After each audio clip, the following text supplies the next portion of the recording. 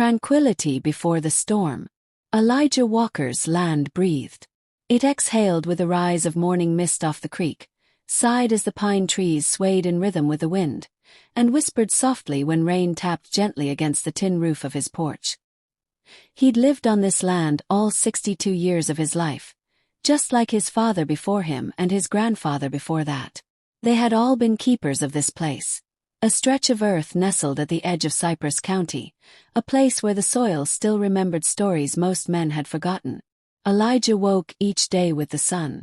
Not because he had to, but because he wanted to. The dawn had always greeted him like an old friend, and in return, he honored it with silence and work. He'd pull on his overalls, lace up the boots worn thin from decades of walking fence lines, and greet his goats by name.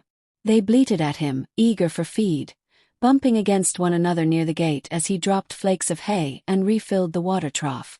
Beyond the pens, rows of collard greens unfurled in the morning light, dew still clinging to their leaves. The tomatoes, staked and proud, stood in neat lines he maintained with almost religious discipline. His home sat modestly at the center of it all, a two-bedroom wooden house with a wide front porch and a view that stretched far across open pastures to a ridge of loblolly pines. In the back, tucked behind a line of dogwoods, was the old irrigation dam, Elijah's pride. He'd designed it himself in his younger years, back when he worked as a civil engineer for the state.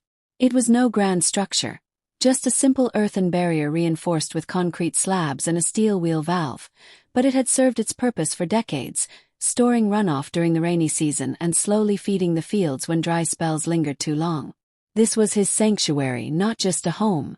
And it had been quiet here for as long as Elijah could remember.